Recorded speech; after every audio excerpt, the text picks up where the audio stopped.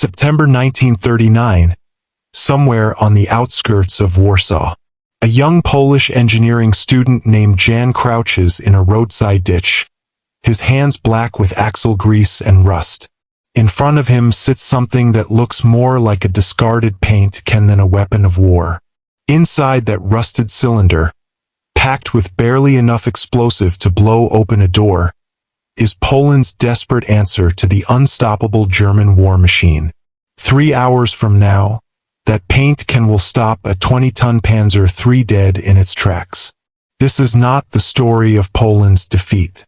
This is the story of what happened before the defeat, when Polish engineers and resistance fighters, armed with little more than salvaged metal and chemistry textbooks, turned household junk into tank killers. This is the story of the Sidoloka, the improvised mine that bought Poland precious days when the world thought the fight would be over in hours. Let us take you back to September 1st, 1939, at 4:45 in the morning. The German invasion of Poland begins with a level of violence the world has never seen.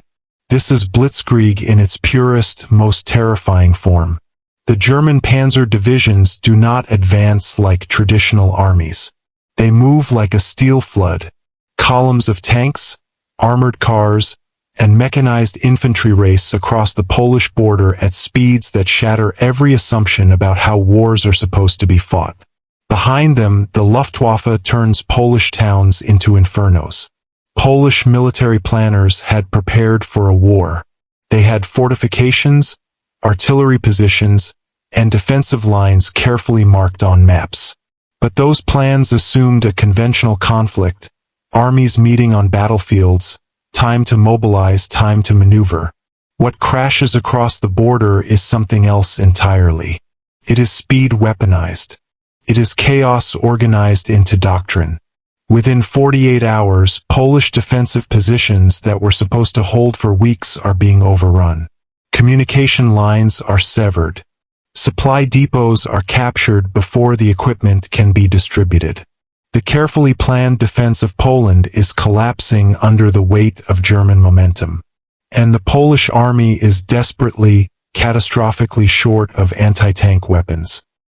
Here is the reality that Polish commanders faced in those first days of September. Germany attacked with over 2,500 tanks. Poland had almost 880 anti-tank guns and a few hundred anti-tank rifles to counter them. The math was brutal and simple.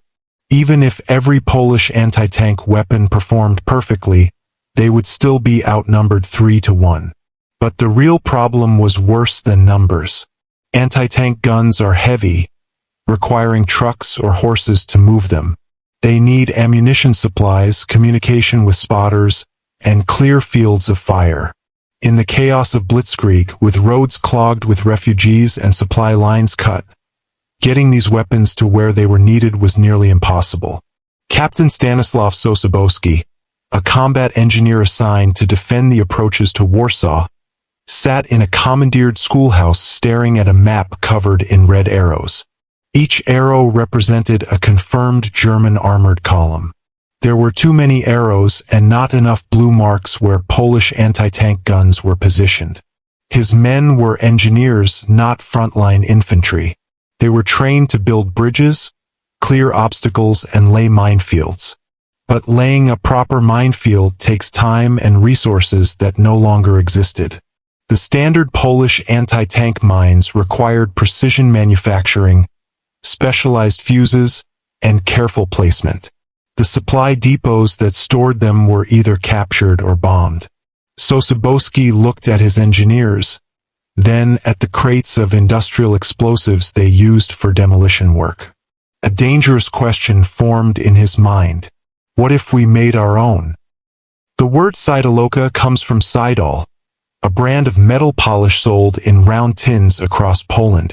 These tins, usually filled with paste for cleaning pots and pans, were about to be repurposed into instruments of war.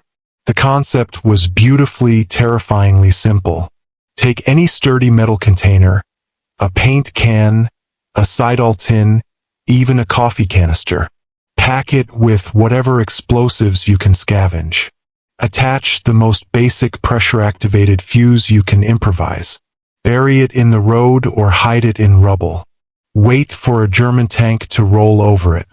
Polish engineers began manufacturing these devices in basements, abandoned workshops, and even in the rubble of bombed buildings. The ingredients were surprisingly accessible. TNT and dynamite could be salvaged from unexploded German bombs or taken from civilian construction sites. Blasting caps came from mining equipment. The pressure fuses were often modified from agricultural equipment or simply made from scrap metal and springs. Jan, the engineering student we met at the beginning, spent 3 sleepless nights in a basement workshop learning this new craft. His professor, too old to fight but too stubborn to flee, taught him the chemistry. A sapper from the Polish army showed him how to wire the fuse so it would not detonate prematurely. The devices they created were crude, unpredictable, and dangerous to handle. There were accidents. Men lost fingers. One workshop explosion killed 2 engineers and destroyed a day's worth of production. But every day, more Sidaloki were produced, and more were planted in the roads the Germans would travel. The total cost to produce one mine? Roughly 50 cents in today's currency. Sometimes less if the container was salvaged. The outskirts of Warsaw provided something the Polish defenders desperately needed: terrain that favored the defender. The approach roads were narrow, lined with drainage ditches and low stone walls. Buildings damaged by bombing created natural choke points. The Germans, in their rush to capture the capital, were funneling their armor through predictable routes. This is where the Sidaloka became more than just a weapon. It became a strategy. Polish engineers did not try to stop the German advance entirely. That was impossible. Instead, they turned every road into a gamble. They planted mines in clusters, sometimes real, sometimes dummies made from scrap metal that would trigger German mine detectors. They placed them in the center of roads, forcing German drivers toward the shoulders where secondary mines waited. They hid them under debris from bombed buildings, in seemingly impassable rubble piles that German tanks would have to push through to advance. And then they waited. September 8, 1939. A German panzer column advances toward the Praga district of Warsaw. The lead vehicle is a Panzer II, a light tank armed with a 20mm cannon. It is moving fast, perhaps too fast, confident that Polish resistance in this sector has collapsed. The driver never sees the paint can buried under a thin layer of dirt and gravel. The tank's right track rolls over it. The explosion is not massive. It does not vaporize the tank or kill the crew. But it does not need to. The blast shreds the track, rips apart the drive sprocket, and sends shrapnel tearing through the tank's thin belly armor. The Panzer II lurches violently and grinds to a halt, smoke pouring from its engine compartment. Behind it, the column stops. German commanders scream into radios. Combat engineers are called forward with mine detectors. But the Poles have learned from their own desperation. They have planted more than one mine. As German engineers dismount to sweep the road, a second explosion tears through a half-track, killing 3 men and wounding 5 more. The German advance, which had been moving at 30 kilometers per hour, slows to a crawl. This is where the Sidaloka transcended its physical limitations and became something more dangerous: a psychological weapon. German panzer crews were trained to fear proper anti-tank mines. These were sophisticated devices with predictable signatures. German mine detectors could find them. German engineers knew how to disarm them. But the Sidaloka broke all the rules. They were inconsistent. Some were buried deep, some shallow. Some were made of steel, some of tin, some of wood packed with explosives. The metallic signature varied wildly, making detection unreliable. German engineers would sweep a road, declare it clear, and then watch a tank get disabled by a mine their equipment had missed. Worse, the Poles began planting decoys. Empty cans buried in the road. Pieces of scrap metal that would trigger detectors but contained no explosives. Painted rocks that looked like mines from a distance. The Germans could not tell the difference without stopping and physically inspecting every suspicious object.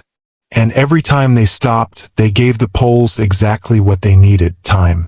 Time for civilians to evacuate deeper into the city. Time for Polish soldiers to regroup and establish new defensive positions. Time for exhausted troops to rest and resupply. Time for engineers to plant more mines further down the road. A German tank commander, in a report recovered after the war, wrote with barely concealed frustration, "The roads are infested with these primitive devices. My men are terrified of advancing at any speed. We are losing more time to fear than to actual enemy action." The Poles were winning a battle they could not possibly win on paper. They were defeating German momentum with uncertainty. But let us not romanticize this story. The Cytaloka was born from desperation, and desperation always demands a price. The men who planted these mines were not safely behind the lines. They were working under fire, often at night, knowing that German patrols could stumble upon them at any moment. If captured while planting a mine, the Geneva Convention offered no protection. They were partisans, saboteurs, and the Germans treated them as such. Jan, the engineering student, planted his first mine on September 9th. He worked in the pre-dawn darkness, his hands shaking from cold and adrenaline, burying the paint he had spent 2 days preparing. He covered it carefully, memorizing the exact location so Polish forces could avoid it, and then retreated to a ruined apartment building to watch and wait. The German column appeared 3 hours later. A Panzer III, flanked by 2 armored cars and a company of infantry. The tank rolled directly over the spot where Jan had buried his mine. Nothing happened. For 5 seconds, Jan felt his heart drop into his stomach. The mine had failed. All that work, all that risk, and the fuse had malfunctioned, or the pressure plate had not triggered, or the explosive had gotten damp, or the explosion tore through the morning air with a crack that echoed off the surrounding buildings. The Panzer III shuddered, lurched sideways, and stopped. Smoke began pouring from its engine compartment. The crew bailed out, scrambling for cover as Polish riflemen opened fire from the surrounding ruins. Jan did not celebrate. He was already running, knowing the Germans would sweep the area looking for whoever planted the mine. He survived that day, but dozens of his fellow engineers did not. By September 15th, the Germans had surrounded Warsaw. The outcome was inevitable. Poland's allies, Britain and France, had declared war on Germany, but provided no meaningful military support. The Soviet Union, in a betrayal that still echoes through history, invaded Poland from the east on September 17th, crushing any hope of a fighting retreat. But the Cytaloka and the men who deployed them had accomplished something remarkable. They had bought Warsaw nearly 2 weeks.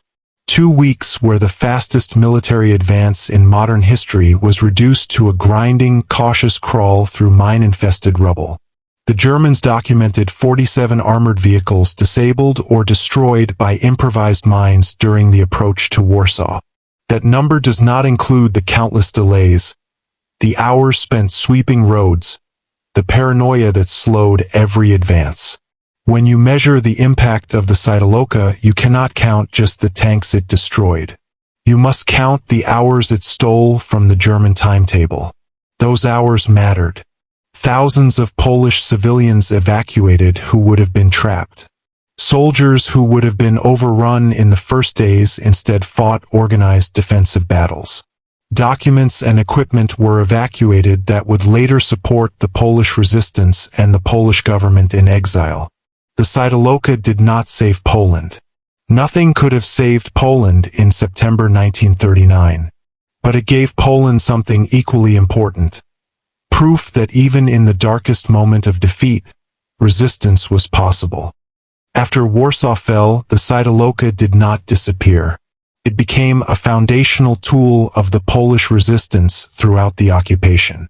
The techniques were refined, documented, and passed between partisan groups. Similar improvised mines appeared in Yugoslavia, France, and later in every theater of World War II where resistance movements fought against occupation. The German army learned from Poland. They developed new mine detection techniques, altered their tactics, and began advancing with more caution. That caution, born in the rubble-strewn approaches to Warsaw, would slow German advances throughout the war. In a museum in Warsaw today, there is a case containing 3 rusted metal cylinders recovered from the outskirts of the city. One is a Sidol tin. One is a paint can. One is a coffee canister. Each one is labeled as a Cytaloka, each one a reminder of what desperation and ingenuity can create. They are not elegant weapons. They are not the products of industrial might or technological superiority. They are relics of a moment when ordinary people, armed with little more than scrap metal and stubborn courage, decided that defeat did not mean surrender. Jan survived the war. He never spoke much about September 1939, but in his later years he kept a rusted Sidol tin on his desk. When asked about it, he would simply say, "This is what we had, so this is what we used." That philosophy, born in the desperate first days of World War II, would echo through every resistance movement that followed. The improvised explosive devices that challenge modern armies, the asymmetric tactics that allow the weak to fight the strong. Their lineage traces back to those paint cans and coffee tins buried in Polish roads. The most dangerous weapon is not always the most sophisticated. Sometimes it is the simplest tool in the hands of someone who refuses to quit. Sometimes it is a 50-cent paint can filled with resolve.